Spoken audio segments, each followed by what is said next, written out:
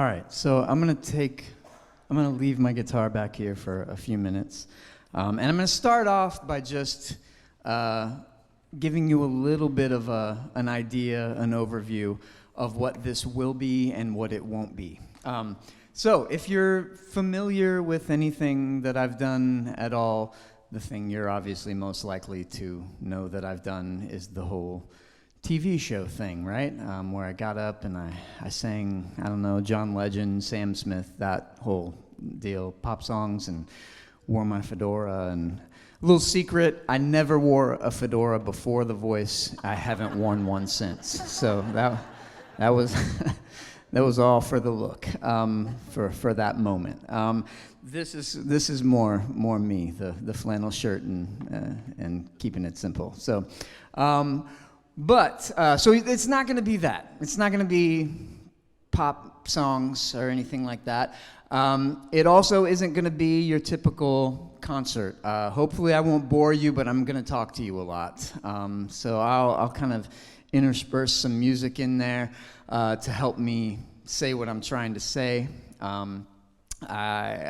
Sometimes when people have asked me about writing songs and what I feel like I'm trying to do when I write music.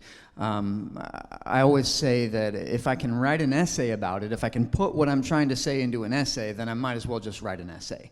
Music, art of any form, I think, at its best, when it's really doing what it does best, is getting at the things that are transcendent, the things that we can't express just by saying them on a stage like this or in an essay, trying to get at those things that are internal that maybe we can't quite put into words. So that's what these songs are for. As I go through and as I tell these stories and I kind of talk through what I'm trying to talk through, those songs that I put in there are songs that I've written along the way, as well as some that I've written more recently that help to tell that story and that help to bring out those aspects of it that aren't necessarily fully expressible in words, and hopefully they help you to kind of experience it as well.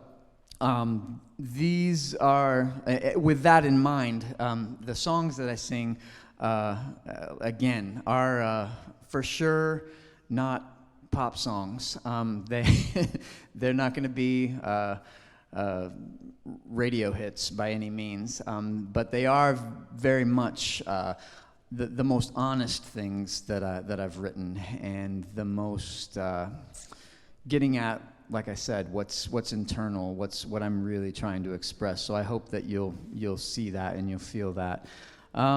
Anyway, so what I'm going to do is I'm going to kind of be a little bit autobiographical and tell you a story about myself along the way, and kind of throw in a little bit of ideas and philosophy and theology. I started out college as a vocal performance major, and I ended up as a philosophy major. So that's kind of where my brain is a lot of the time. So there'll be a little bit of that.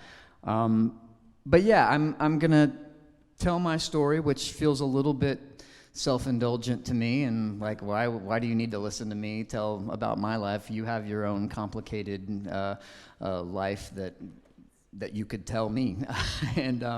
But I guess the reason I'm telling you is because I feel led to tell you. I feel like this is what I ought to be doing. So I'm going to start kind of briefly at the beginning.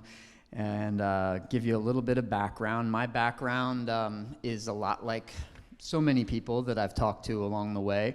I was raised in a evangelical Christian home. I went to church 3 times a week, Sunday morning, Sunday night, Wednesday night. When I got old enough, Wednesday night turned into youth group. I sang in children's choirs. I was in the children's musical all the time that the church put on, and that was always a part of my life. My parents met in a band called God's Squad, so that's all you need to know, right? That's legitimately really what the name of their band was. That was my background. That was what I came up with. My parents actually were divorced when I was 2, and I don't even remember them being married, but both of them church stayed a huge part of their lives, and whether I was with my dad or my mom, I was always given that. I always knew we were going to church on Sunday morning, and that's what I grew up with, and that's what was important to me. That's what I was told was important. So I was like, well, if this is what's important, I'm going to do it the best that I can. And so I was all in. I mean, I toured with choir that went around to churches in Florida, and then every other year we would go bigger than that and go out all around the country and sing in churches. And when I got old enough and I got through high school, I stayed at home for a couple years before I went to college, and in that time I became our church's kind of fill-in youth pastor. Even though I was just a little bit older than these kids, I was like, writing up lessons and doing Bible studies and going on trips and taking them to the Christian rock festival, and I mean, I did the whole thing, and I was all the way in, and I knew what I believed, and I built up a system of beliefs, and I read a lot because that's kind of just, like I said, I'm analytical and logical and rational, and so I kind of put this whole system of beliefs together, and I was ready, man. I was ready to debate you about whatever. I knew what I believed, and I knew I was right, and it was great. And then I went to college, and now in the interim, in that time, that kind of like in between high school, college time, there was a kind of big event that happened for me, but I'm not going to tell you that right now. I'm going to come back to that because as I've kind of gone through this, I think it fits better if I save that for later. So don't let me forget it. But when I went to college, I started studying things that I hadn't studied before and asking questions that I hadn't asked before. And in a matter of a few years, the things that I held so certain started to break down, and I stopped being able to hold on to them so easily and so tightly. And there's a term that gets used a lot now that I hear, deconstruction, where people are deconstructing their faith and kind of like trying to break it down and figure out how are they going to work with it. And I don't think people were really using that term back then, so I didn't have that to go with, and so I just did demolition. I just destroyed the whole thing. Because I just, being honest with myself, I got to a place where I didn't feel like I could really say those things and mean them anymore. I didn't feel like I could put myself into those beliefs and actually mean what I was saying. And so I felt, to be honest with other people and to be honest with myself, I had to let those things go. And so that kind of set me on this journey that was pretty long, some 20-some years, kind of starting back before this century began, which I don't even like to talk about. I don't like to think about like, well, in the last century. It just makes me feel old. But that's when it started, and so I started kind of looking for answers. Right, like it was a big deal to give up on all of that, and I had pretty much defined myself by all of that for the first 20-some years of my life, and so now I was looking for, okay, what's the meaning? What's the purpose? Who am I now? I'm going to grab my guitar and play you a song that I wrote back then.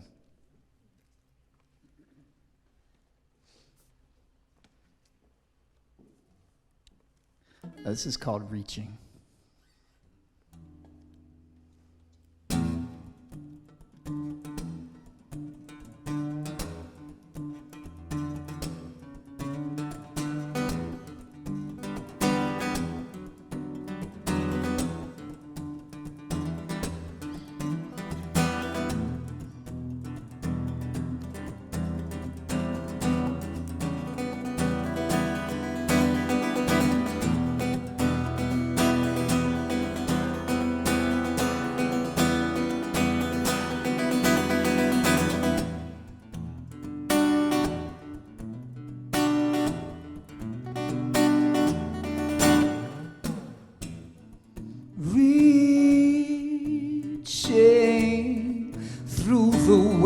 of the wreck of the dream of a life with no need to dream.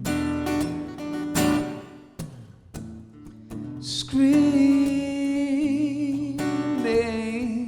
from beneath what remains of the soul of it all. Built your illusion, and mine was the same, till it was made real in the fall. But you just keep looking for someone to blame. But I was only trying to be free from the world that you made, from the weight that was drowning me, free from the walls that deny the world outside. I'm not a man who would ever believe life isn't more than I know.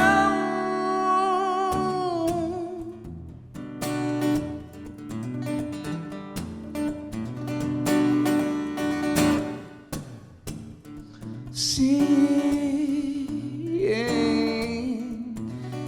the question that hides in the dark, like a prisoner holding a key.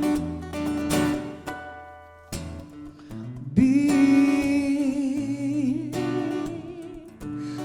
forgotten with time. Are we dying with each passing day?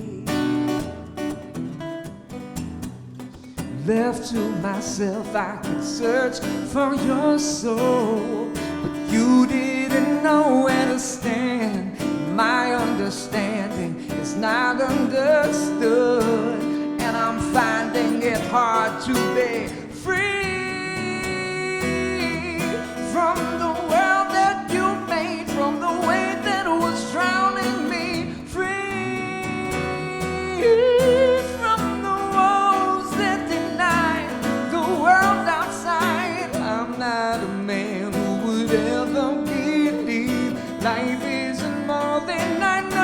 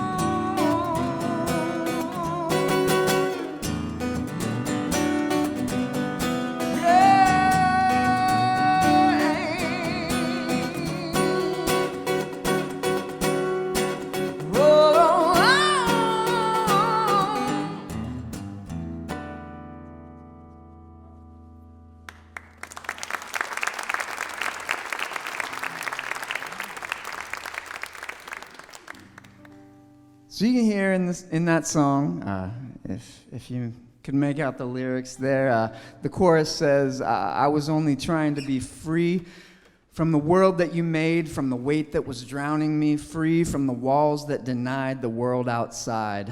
And that's kind of where I was. I felt like there was this bigger world out there, this more than I could understand, more than I had been shown. And I felt like the upbringing that I had had, or the world that I had been shown, felt like this little box. and I felt like I had to get outside of that box, and that couldn't be all that life was. That couldn't be everything that was there. And so that's what set me off on this journey to try to find whatever the truth turned out to be. And this is another song that I wrote a few years later that just kind of talks about that, about setting out into the unknown and looking for whatever happens to be out there.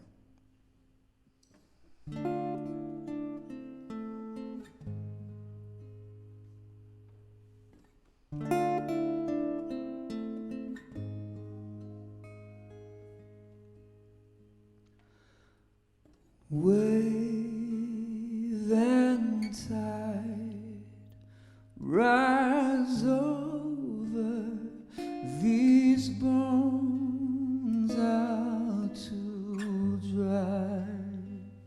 Memory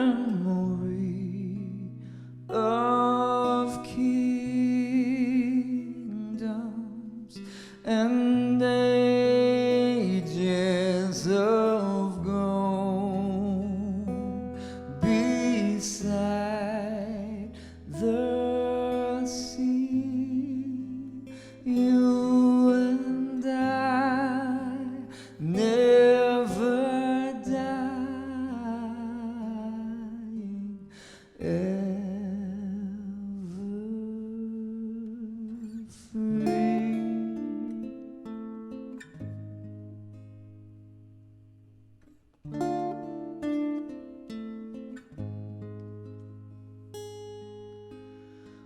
Wave and wind sing softly and call from the end of the earth.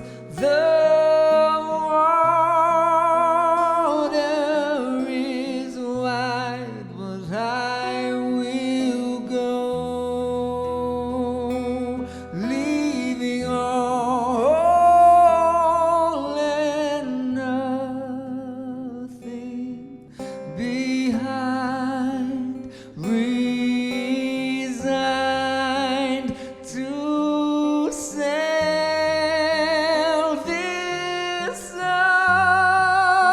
ocean to find the unknown.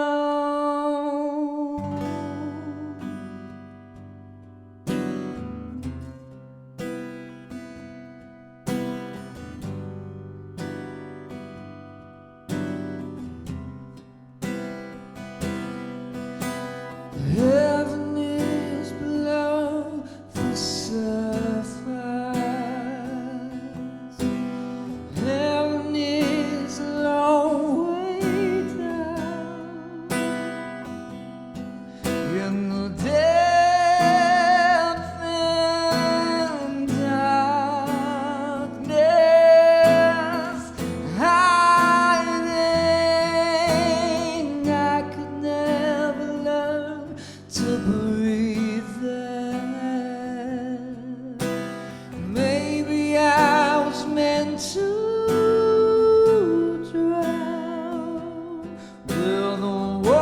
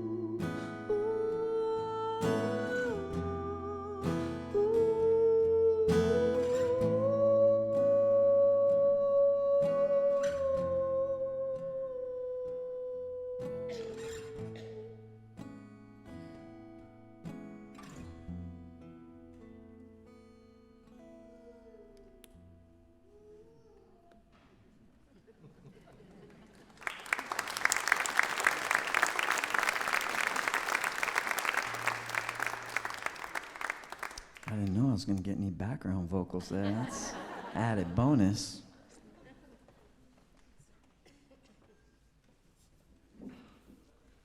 So yeah, that's kind of where I was. I was setting off into this ocean, and I kind of made this deal with a God that I didn't really know that I believed in at the time, and with myself, that I was going to go looking for truth.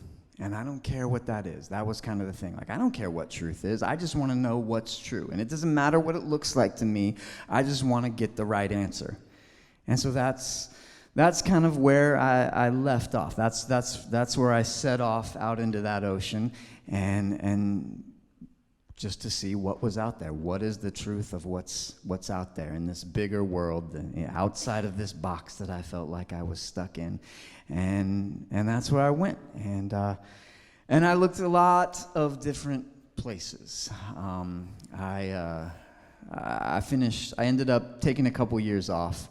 I had gone to Anderson University because I grew up in the Church of God, and Anderson University is affiliated with the Church of God, and I didn't know what I was supposed to do after 2 years of being at home, and my parents were probably getting a little tired of me living at home, and so I was like, well, I have to do something, and Church of God kids who sing go to Anderson University, so that's what I did. And so I thought, well, maybe I'm going to be like a Christian rock star or something like that. I don't know. So I went and I did that thing, and of course, all of that, all of the faith, all of the beliefs that I had all fell apart, and I took a couple years off, and I kind of tried to focus on music. I wrote that first song that you heard during that time, and I played. I was living around here, living actually first in Anderson, and then I moved to downtown Indianapolis, and I played. The first gig I played in Indianapolis was at I worked at the Barnes & Noble up on 82nd Street. I worked in the music department there, and I got them to let me do a gig in the magazine section. So there were some benches in there so people could sit, and they did a little. And so I set up, and my friend Cliff played guitar with me, and I played my guitar and sang my original music. And I played around town here, tried to do that for a while. And then I thought, well, you know what? I'm missing the academic stuff. I really loved studying philosophy when I was in college. Anderson University had a philosophy department at the time. I don't believe they do anymore, but they did, and it consisted of one professor. And he was awesome, but he was one guy. And I thought, well, if I'm going to major in philosophy, I probably don't want to major in philosophy with one dude. So I took that. I went back to school here at IUPUI, and I finished up in their philosophy department, and took a little bit more time. Played music for a while around town, some more. Tried to decide, what do I want to do, and ended up going. While I was working at Barnes & Noble, that's where I met my wife, and ended up, getting married, and we started having kids, and that was while I went to grad school. I decided, well, maybe I'll go the academic route, and I'll teach philosophy or whatever. So I went to a master's program for philosophy at Northern Illinois University, and I loved it. I loved studying that stuff, but I realized I don't know that academia is for me. I don't know that I want to just be in a university. I'm going to miss playing music. And so I went back to the music thing for a little bit, right? But all the while, and started having kids. I have 5 kids now, so that kept going for a little while. But at the time, we were starting to have kids, and as I thought about music, I thought, well, I can't just be the guy who is going out and playing gigs at the local club for like $15. I have to be more responsible than that and make some money. So I thought, well, if I'm going to keep doing music, if I'm not going to go on with school, I've got to get from here to here quickly. And so I tried I'd seen one episode of the show The Voice, and I thought, well, if I don't really watch singing shows, but if I were ever going to do one, I think this might be the one. So I tried it. It went fairly well, and And it worked out, and it opened up a lot of doors for me, and I was able to do a lot of things as a musician that other people don't get to do, which was really fortunate. I got to sit in right afterwards on The Tonight Show and sing with The Roots. I got to come back here and headline Indie Jazz Fest and go on stage and sing a song with Maceo Parker, who I had always loved. He's like a saxophone player who used to play with like James Brown. He's amazing. And so I got to sing with him. I got to be a lead on Broadway and Pippin. I got to, what else? There's a little bit of a list of things. And so you would think that I had kind of found the thing. When in actuality, there were a lot of times when I remember being on side stages, getting ready to go out for something, and just feeling like alone and depressed. And because I still was searching, right? I still was looking for whatever. I was still out there drifting on that ocean that I had set out on, looking for truth. And I didn't feel like I was really that much closer. And so I was beginning to get to the point where, you set out on something new, and it was hard for me to leave behind the faith that I had grown up with, but there was also a sense of like excitement about like, okay, I'm going out, I'm gonna go find whatever's out there, and I'm gonna figure this out. And as time went on, that sense of excitement went away, and it sort of just turned into like, I'm just stuck. Like, I'm just drifting. I'm just out here on this ocean. I don't know where the shore is anymore. I don't know where I'm heading.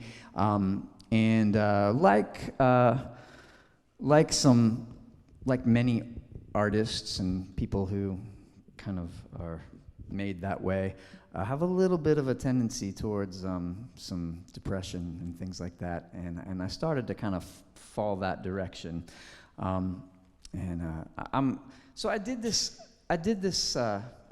thing that I'm doing right now, something similar to it, last weekend, and I found that throwing in a song here and then talking and then another song and talking and then another song and talking felt a little disjointed. So I'm kind of like gonna bunch together a little set of songs that sort of help me tell about that particular time. So this next group of songs are things that I wrote during that time of searching, when I felt like I was kind of just drifting, kind of just out there, and I felt like I don't know how to, there's no way back to where I was. Like, I can't go back to that because that didn't feel honest, but I also don't know where I'm drifting to, and it just felt a little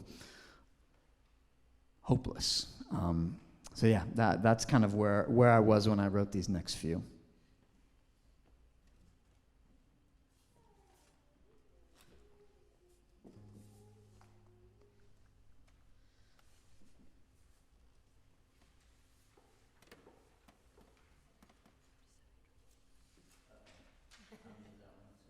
Okay. This is, I could not let you know this. I could just go on with this song right now.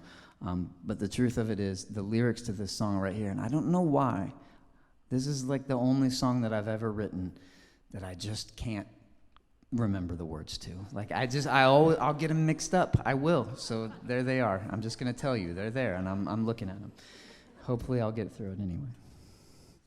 This is called Find Me Now.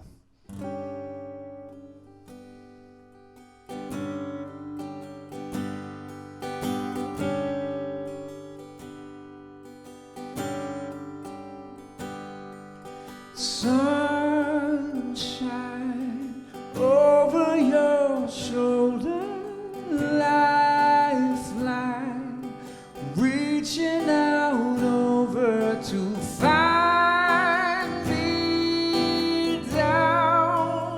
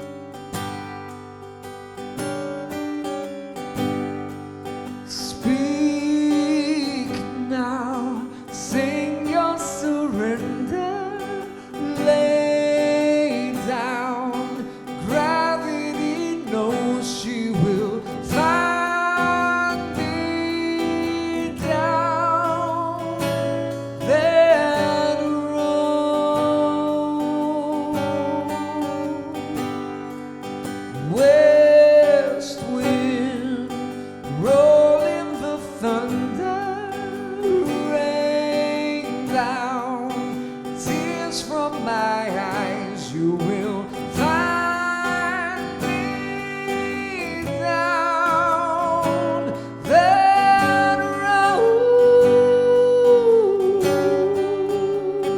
where you're not alone, and the night is long, and the stars are burning.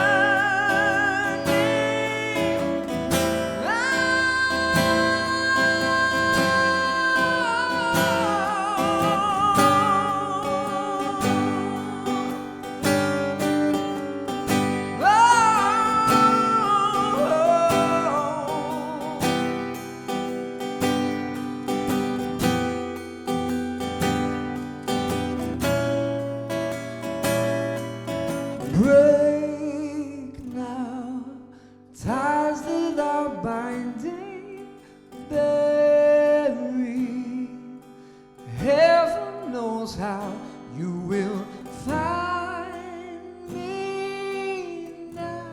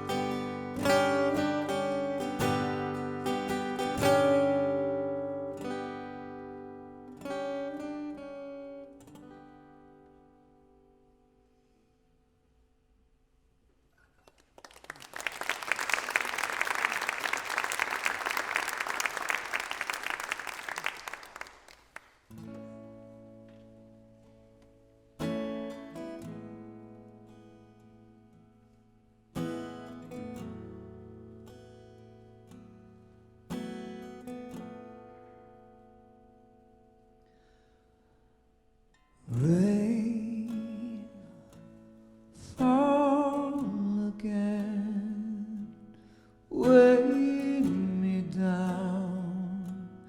I am drifting slow, like a breeze. Make believe doesn't help it now. Far from those shores where we were right, it's not that easy. Still time she never tells. We've been denied. Oh, so it seems to me, and I'm tired. So weigh me down, wake me up. If the fire burns high once again, breathe it in till you feel it now. Here on the earth, nobody knows. It's not that easy. Still time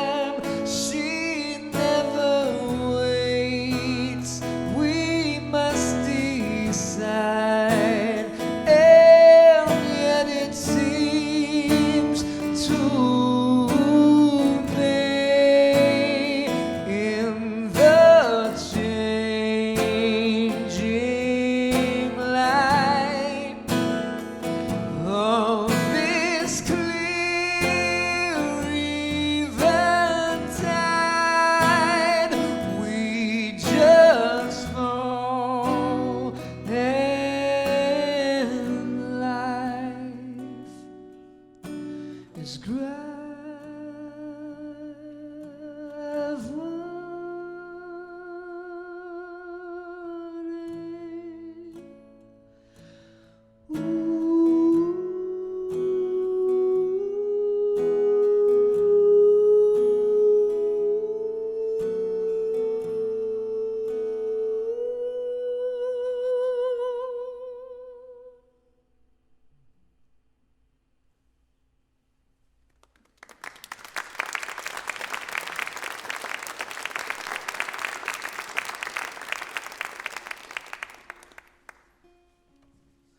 So this next song kind of falls into that same sort of vein.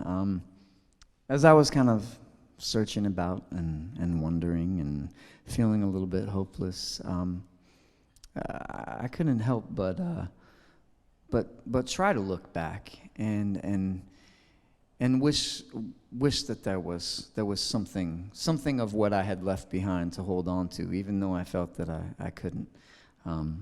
And that's what this next song is about. It's called Invocation.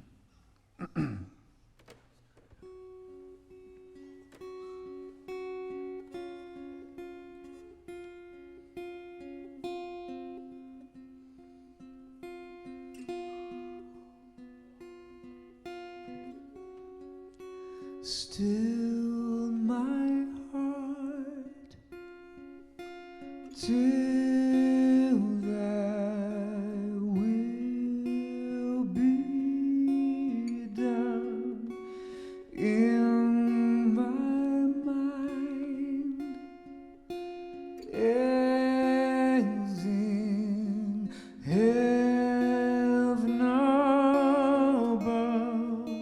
Send down your grace. Oh, you know what I did? Forget that ever happened. I started that song in the wrong key. Just erase it from your mind.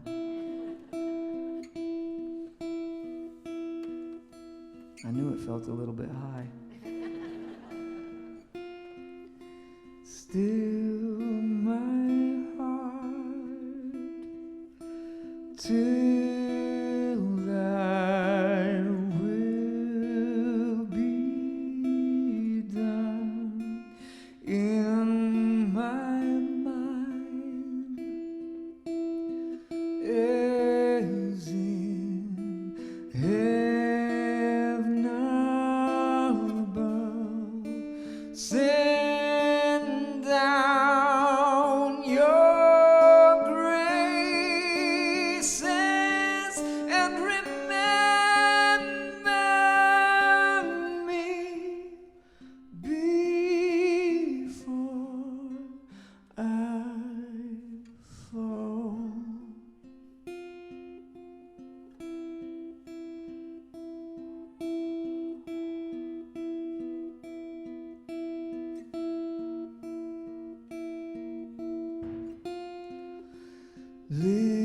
Listen now, hear these lonely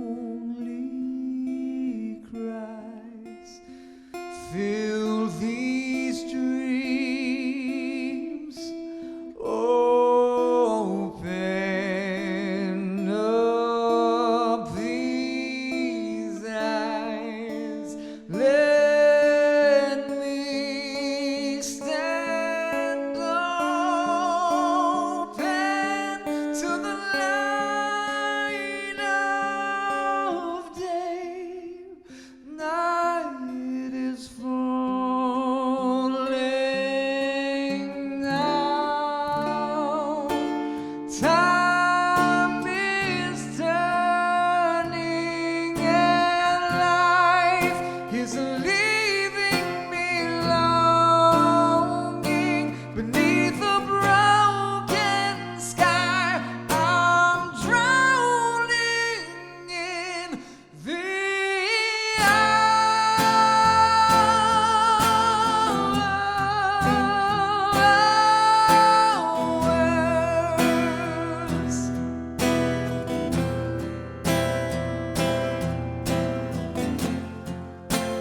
break my heart,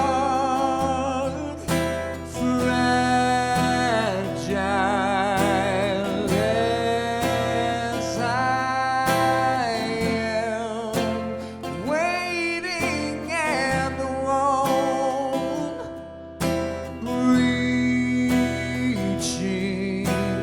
for your hand. Lay down your robes and crown. The heavens are falling down, and night is calling.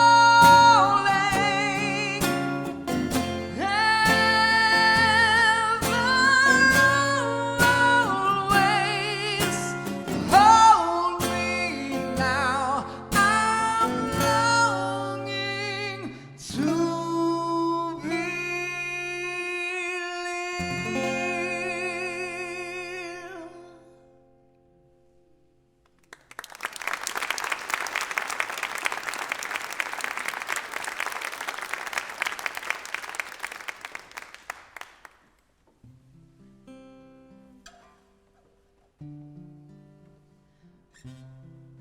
So,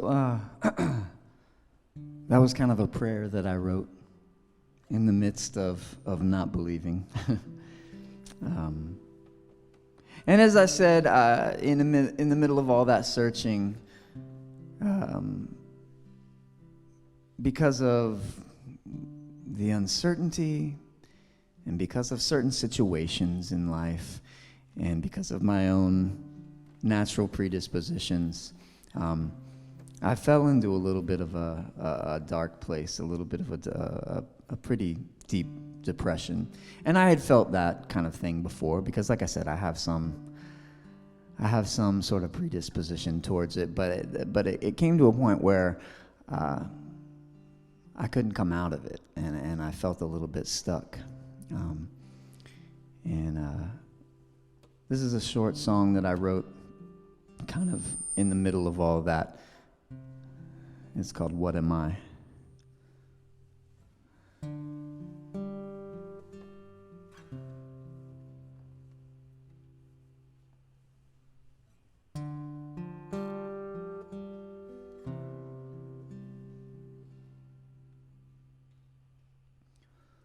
What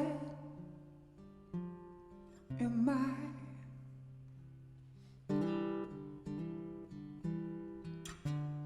What am I? What am I? And why can't I be satisfied with this life?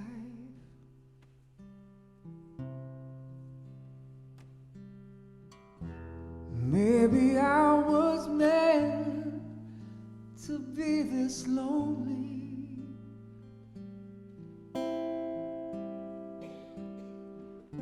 Maybe I don't understand the ebb of time.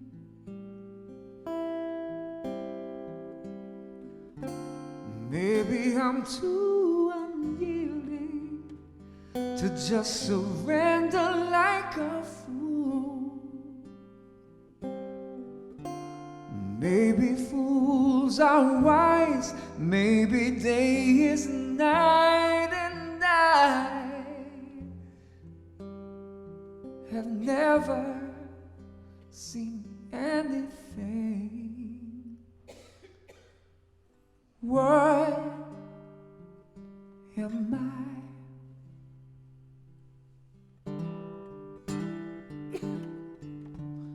What am I?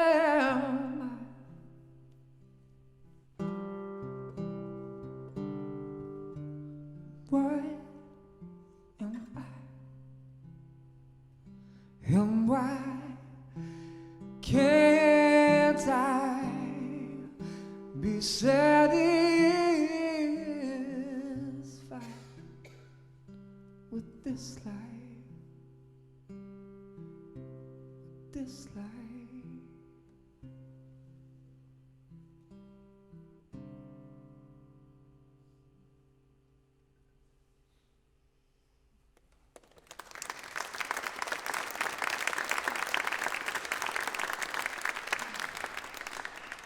So that's the first time I've played that song out for any like group of people. The only other time I ever played it for anybody was I was over during this time, kind of soon after I wrote it. I was over at a friend's house with a couple other singer-songwriters. He's a singer-songwriter, and a couple other friends who wrote and played music, and we were all just kind of going around playing each other. Our newer stuff, things that we were working on, bouncing ideas off of each other. And so, we kind of had gone around. I had played a couple songs, and then I was like, oh, well, maybe I'll throw this one out there.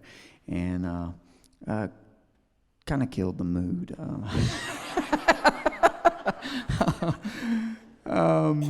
So I don't play it a lot, but it's again, it's honest. It's where I was, and that's what it felt like. It just felt like, well, what am I? What is this? What is, just every big question that you could ask and want to know the answer to just felt so far from being answered.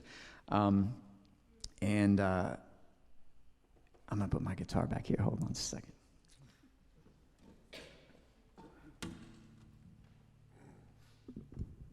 And so, I mean, I was in a bad spot, and as I came out of, I kind of gradually over time. This was probably 2018, I believe. I kind of came out of this long depression, and just sort of worked my way out of it, and started kind of just thinking about things, and it had been so.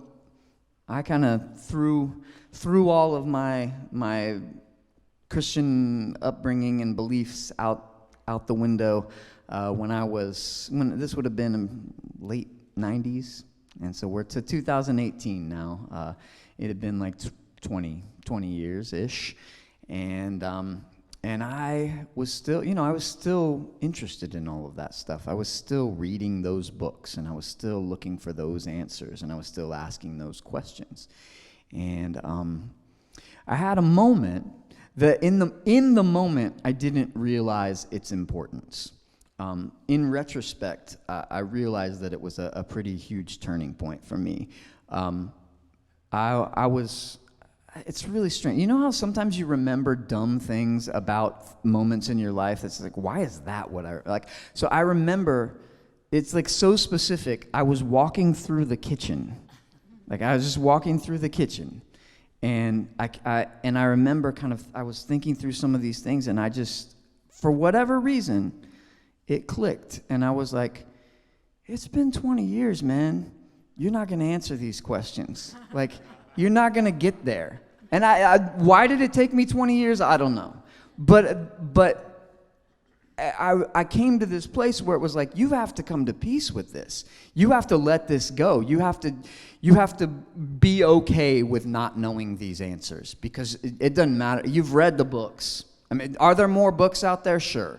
I could check some more out from the library, and we could go through all of them. But I had read enough and thought enough and asked enough to know, finally, that, like, I'm not going to answer these questions, these big questions about, like, 'cause I didn't want to be agnostic, which is kind of where I was. I always called myself agnostic, leaning towards atheism. It's like I wasn't 100% sure, but if you, like, told me you had the answer in an envelope and it was some magical thing that you knew the answer, I had to make a bet. I was going to bet that there was no God. But anyway, I didn't want to be in that agnostic space. Like I said, I went out searching for truth, and I was like, whatever that is, I don't care. I just want that. I want the answer. And when I get there, then I'll make the decision one way or the other about all of this stuff. And I just didn't ever get there. I was just in the middle. And so I let go and said, all right, you know what? This is where I am. I'm not gonna answer these questions.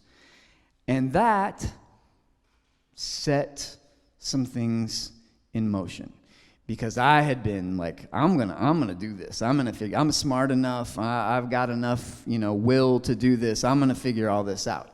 And when I stopped doing that and got out of my own way, I think that I allowed God to start doing some things that needed to be done. and so when I was like 17, 18, 19, when I was answering all my questions and I had it all figured out, one of the things that I read a lot of C.S. Lewis. A lot of C.S. Lewis's nonfiction, and I loved it because I felt like, all the answers are here. C.S. Lewis has all the arguments.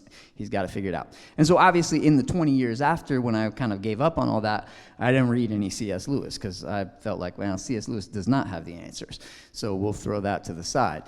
But after, we're to, I think, 2019, I had remembered the book Surprised by Joy by C.S. Lewis, which, if you're not familiar, is kind of an autobiography of the first 30-some years of his life, and kind of tells the story of how he developed his way of thinking and the beliefs that he had as a child and into his youth and early adulthood, and then how he came to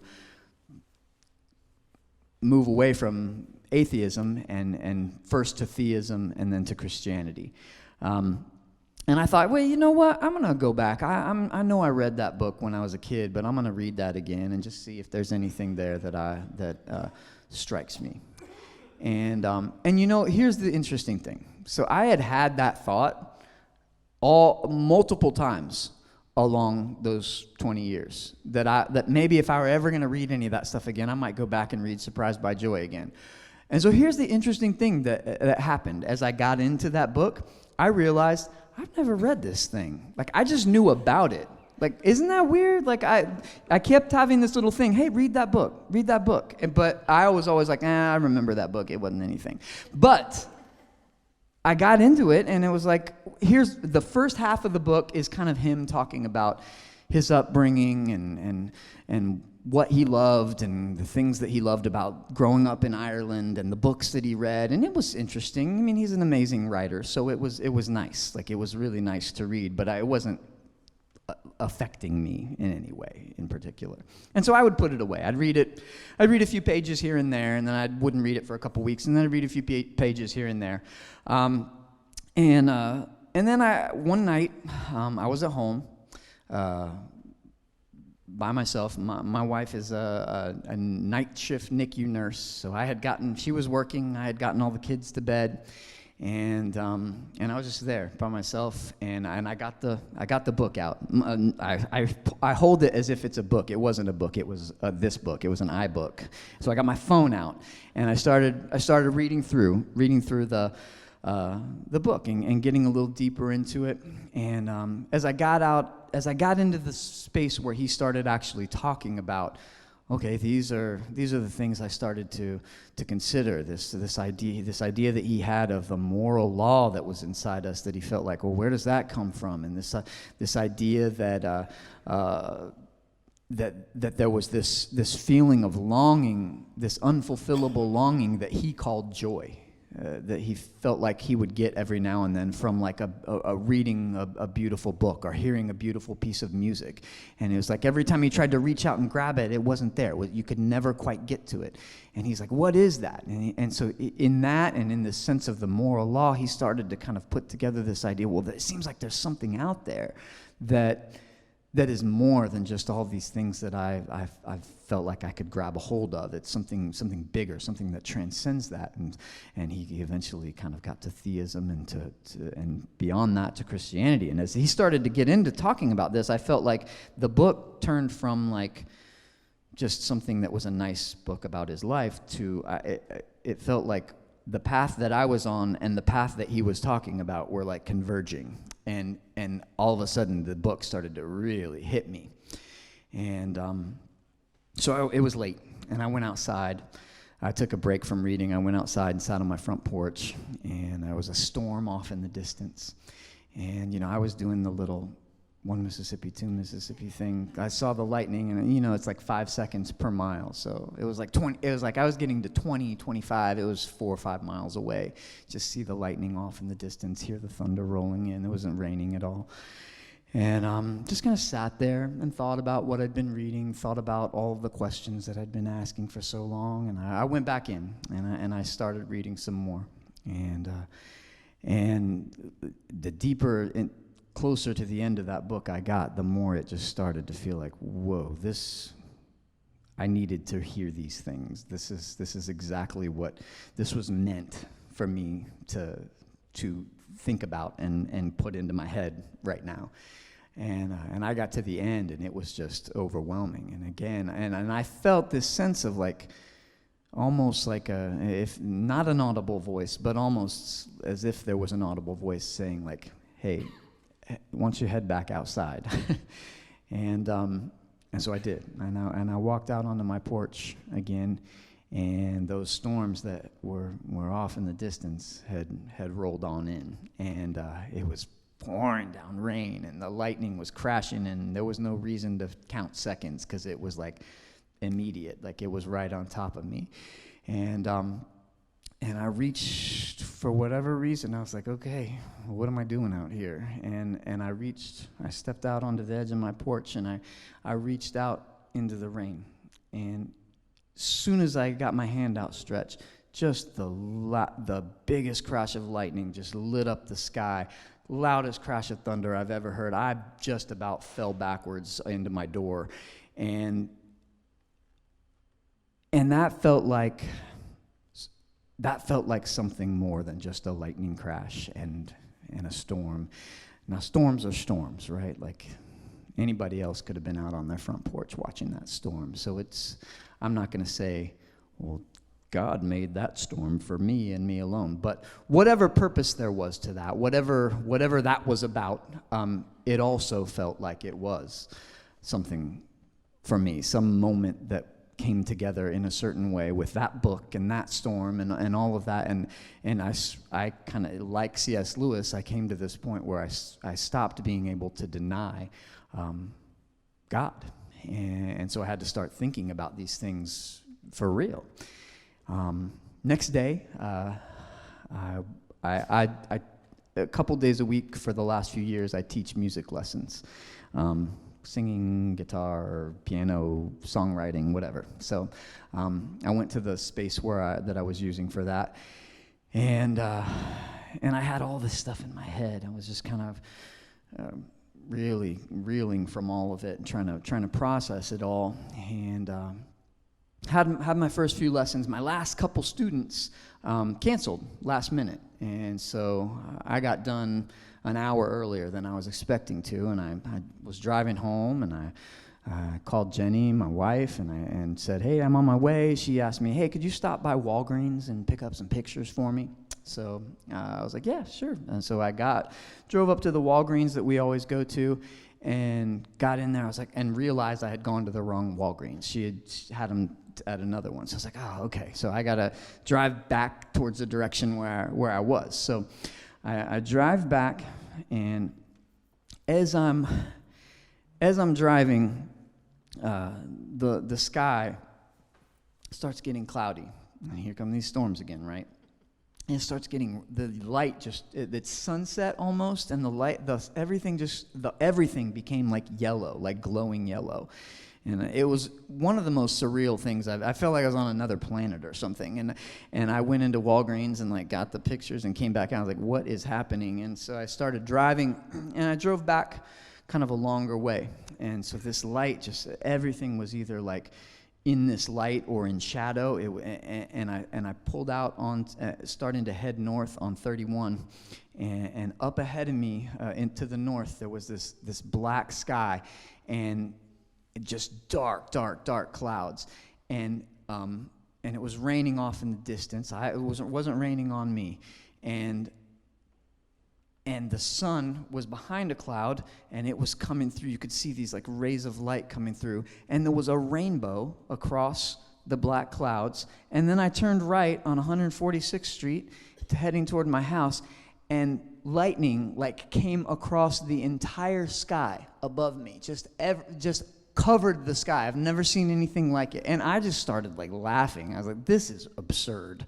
And again, anybody out there could have seen that, but whatever else it was meant to be, it just felt like something. It felt meant in a way that, in a way that I can't explain, in a way that is transcendent, that goes beyond words, that felt like God speaking to me and saying like, hey, you wanted to set out and find the truth. You wanted to seek something out. Well, here it is. Here I am.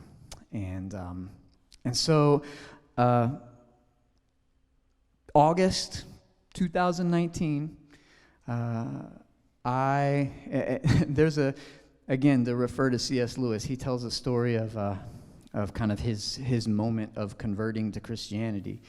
And he said, it wasn't really anything. He said, he can't even explain it. He said, I got into a car to go meet my brother at the zoo.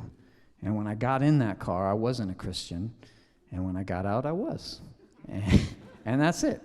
And that's kind of how I felt. Like it's just all of this stuff happened, and I kind of processed it. And then one day it was like, okay, I don't 100% know why I'm landing here, but okay, where are we going now?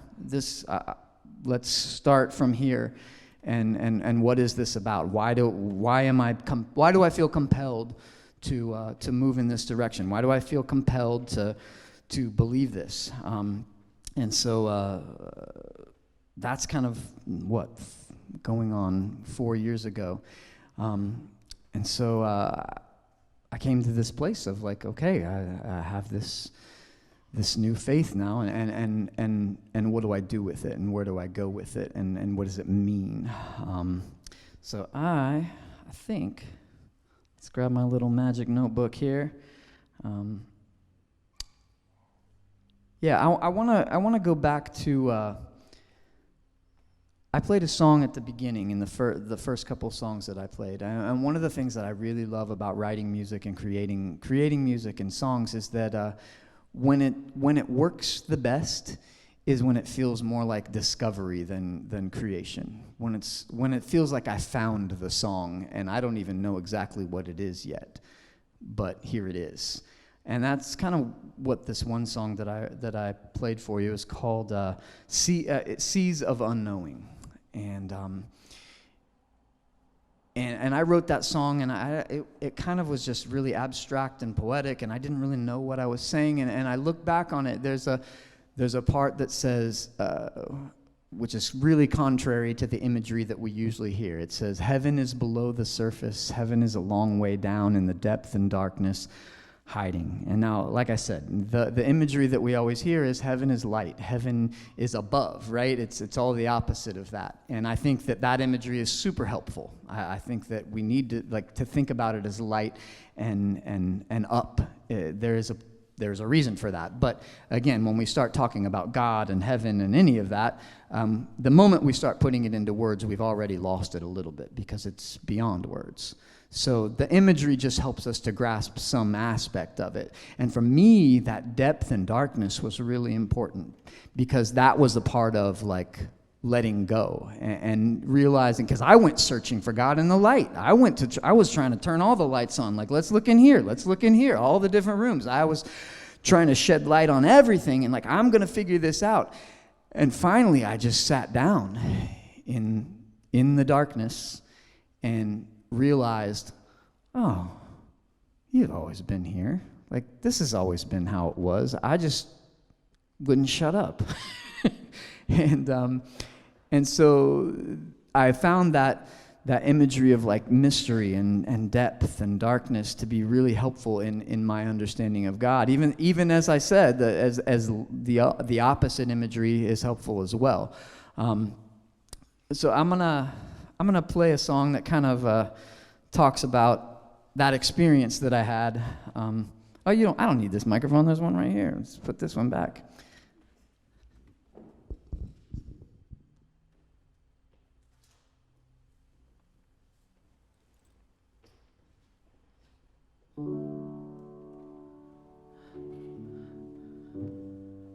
I'm going to start, though, with something that's just instrumental. This is a song that I sat on for a long time. I wrote it 20-some years ago, and I always thought I would put words to it, and ultimately I kind of just decided this is just what it is. So I'm going to play this for you and then go into a song called I Am.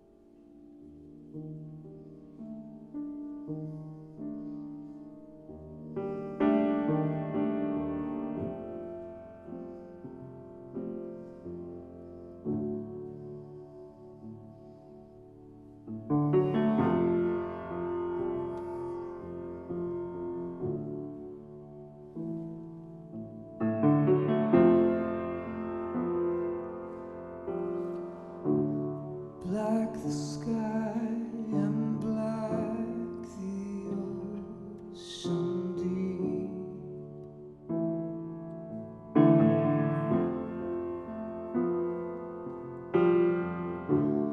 Pray the Lord your soul and soul to keep.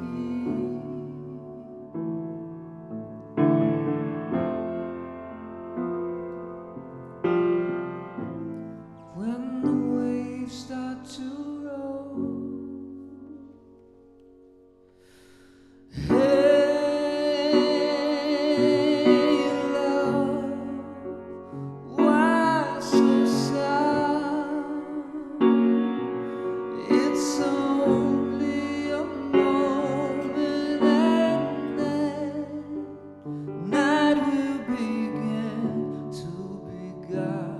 When the wind is wild, you know I am.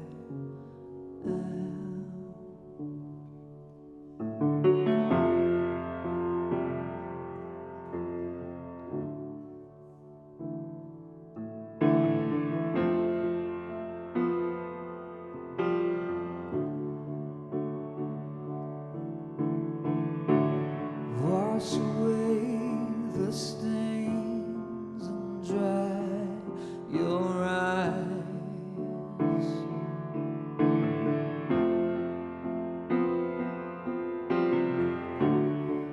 Love remains, it's time you realized.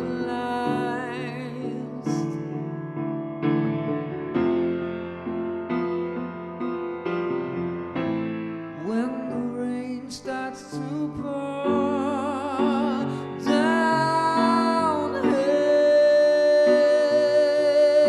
love, why so sad? It's only a moment and then night will begin to beguile. When the wind is wild, you'll know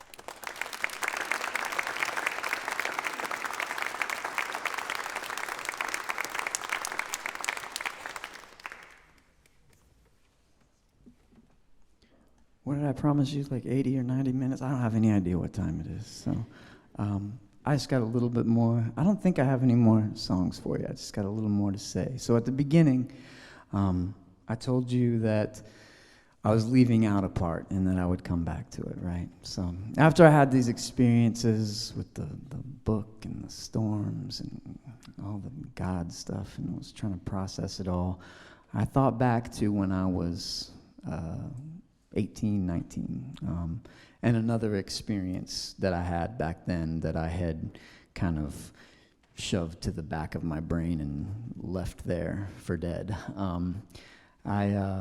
When I was in that in-between time between high school and college, and I took a couple years off, and I didn't know what I wanted to do, and I just really wanted to do the right thing. I wanted to do, what does God want me to do? Tell me, just tell me, and I'll do it. I don't care. Just give me some sort of signal or sign or something. So I was in my room one night. My stepdad and my mom and my cousin and my sister and we lived in the parsonage of the church that my stepdad pastored and still pastors to this day. I had one of the upstairs rooms in this little house, and it was late and everybody was asleep, and I was reading my Bible, and I think I was reading in the book of John, but I'm not 100% sure. I can't remember, but I took a minute to just think about whatever it was that I was reading, and maybe to pray, maybe like a minute, 2 minutes, I don't know. It was a long time ago, but it wasn't very long. And so I gave myself that minute, and I looked back to keep reading, and the Bible that I was looking at was on a completely different page, and so I, like I said, am very rational and reasonable and logical, and so I got out of bed, and I walked over, and I got like a chair or something, and I pulled it over to the vent, and I like climbed up, and I was like touching it, and like, okay, the vent is blowing, and I looked, and like nothing was happening to the pages, and I checked, I didn't have my fan on, and I got back into bed in the same position that I was in on my shoulders, and just kind of like tried to nudge the book a little bit, and like could I have turned the pages, but they were just laying there flat, like nothing. You know how some books, like you open them up and you have to hold them open? But like a lot of times with Bibles, they're so thick, and they have those thin pages that just like just flop open, and that's it. It was a hardcover, like Oxford annotated Bible. It was just like there. It was just open. And so I didn't see any way that it had turned. And so I was like, okay, well, I'm going to read this page that it's on now and see what's there. And what I read, what stood out to me was this. It was Paul. It was from Acts, and it was an account of Paul giving his account of his conversion to King Agrippa when he was on trial. And he was talking about the voice that he heard, and it said, "But get up and stand on your feet. For I have appeared to you for this purpose, to appoint you to serve and testify to the things in which you have seen me, and to those in which I will appear to you. I will rescue you from your people and from the Gentiles to whom I am sending you, to open their eyes so that they may turn from darkness to light and from the power of Satan to God, so that they may receive forgiveness of sins and a place among those who are sanctified by faith in me. And so that is what I read that night, and I was like, yeah, okay, this is it. I know what I'm supposed to do now. And so I said, okay, you tell me how to go about that, God, and I'll do it. And no more pages turned any other nights, and I didn't hear any voices, and I didn't know what God wanted me to do. And, well, I went on with my life, and as I said, I went on to Anderson, and I started thinking about things. And there's an interesting quote, again, to refer back to C.S. Lewis, from his essay that he wrote. He has a book called Miracles and an essay called Miracles. And this essay, Miracles, he starts out by talking about this woman that he knew. And he said she's the only person he ever knew who claimed to have seen a ghost. And he said the interesting thing about it is that she didn't believe in the immortality of the soul before she saw it, and she didn't believe in the immortality of the soul after she saw it. She just said, well, it must have been a hallucination. And he said the thing to get clear is that if you already have a philosophy that denies the supernatural, then you're not going to believe in it no matter what it is. Seeing is not believing, right? And so when I got to this point of like, well, I just don't even see that there's a God out there, I never explained that experience that I had when I was 18, 19 years old away. I just said, well, it must have been an explanation because nothing's come of that. And so I put it behind me, and I put it back into the back of my brain. Well, after everything happened a few years ago, that experience kind of came back to me, and I started thinking about it again. And I was like, well, I mean, that still could have been something that was just nothing, and I could explain it away, right? But it just kept kind of hounding me. And I was like, all right, well, I started to think about it. And I never had explained anything about it. I mean, when I look back at that experience, I remember it pretty vividly. Like I said, I don't know if it was a minute or 2 minutes that I looked away from the Bible, but I know it wasn't very long. And I know how I was laying on the bed, and I know that the air wasn't blowing the pages, and I don't know how that happened. And I never was able to explain that away. And so, and now besides that inability to explain it away, there was this inner conviction. And that, I think, is maybe the more important part of this, because I've had other weird things in my life happen, and where I just like, I don't know what that was. Let's just throw that to the side. This had some sort of ring of truth to it. And now we get into the tricky part, right? Because it's not just about rationality and reason and like, well, I couldn't explain it, so it must have been a miracle, you know? Like it also, there was something internal, something that I can't explain that makes me say, I have to believe in that. I remember that, and I remember how it felt to experience it, and I remember that it was something different, you know? It was something that didn't fall in line with the rest of my life. And so I started looking back to that calling, like, well, what does it say? Get up and stand on your feet, for I've appeared to you for this purpose. To what? To appoint you to serve and testify to the things in which you have seen me, and to those in which I will appear to you. Okay, so I started looking back to that. You know, if that was what I was supposed to do when I was 18 years old, 19 years old, is that what I'm supposed to do now? And that felt right to me.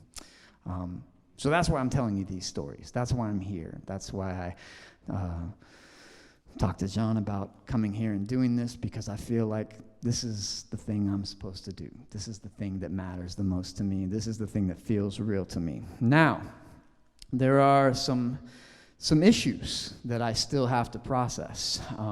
I was on a podcast a few months ago with a guy. You might know his name. You maybe more likely know his dad's name. Tony Campolo is his dad.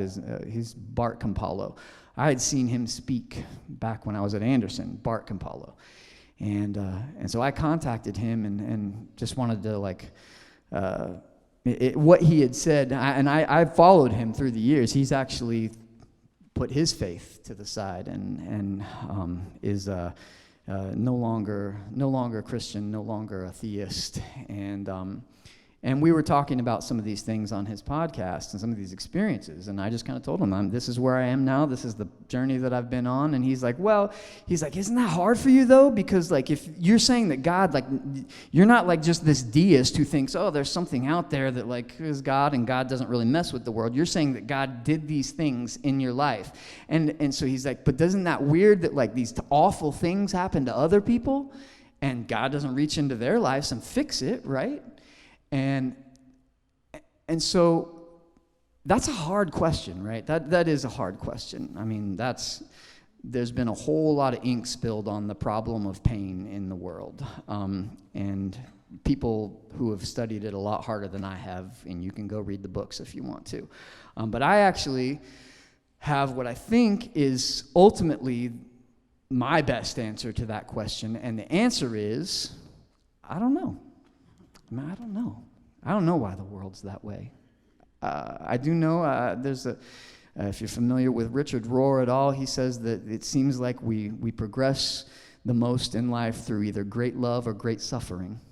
And so there does seem to be a place for suffering. But again, why does God reach in? And why do I believe that I had this experience that was God reaching into my life, but somebody else has this difficulty that they can't get through these awful experiences? I mean, people go through horrible pain, more than I can possibly ever imagine. I mean, people are in awful experiences, and why doesn't God fix that? I don't know. But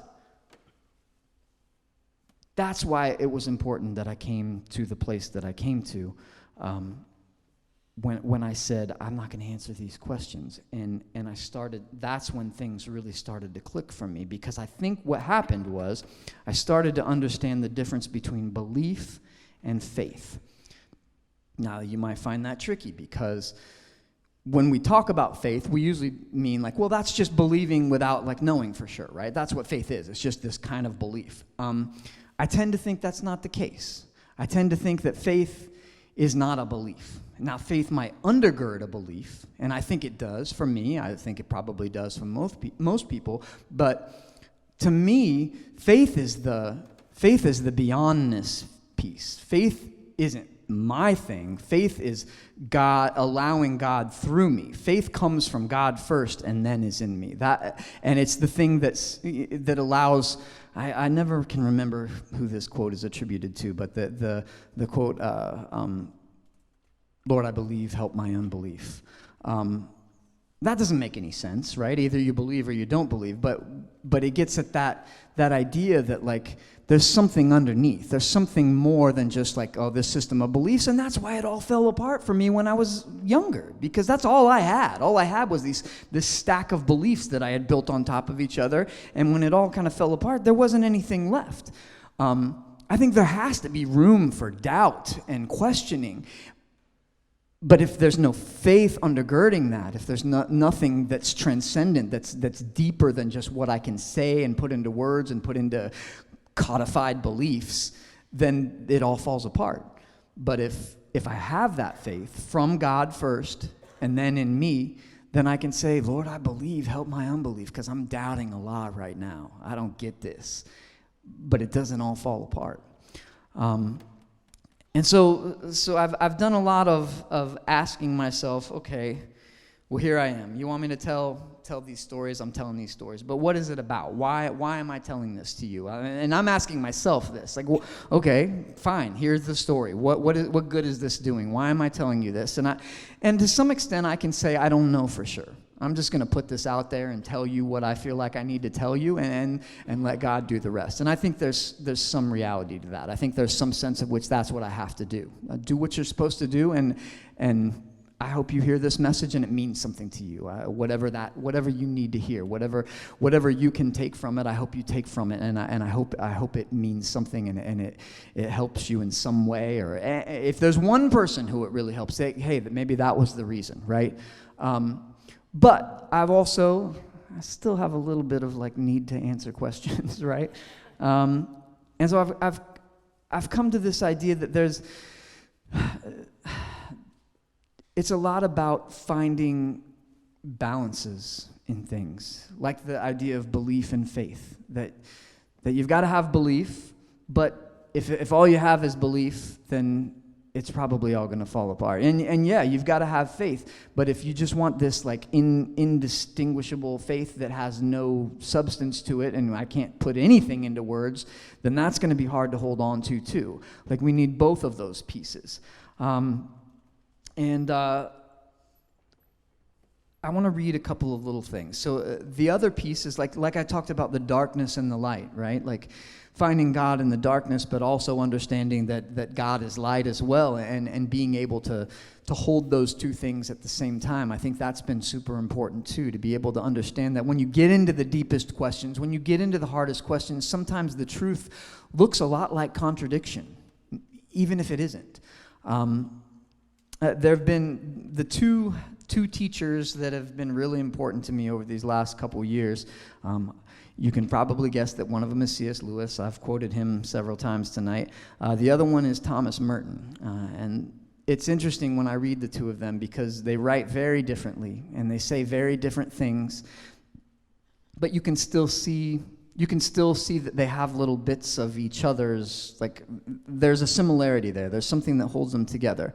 And I'm going to read you two separate things that have been really important to me. The first is basically a prayer that Thomas Merton wrote in his book, Thoughts in Solitude.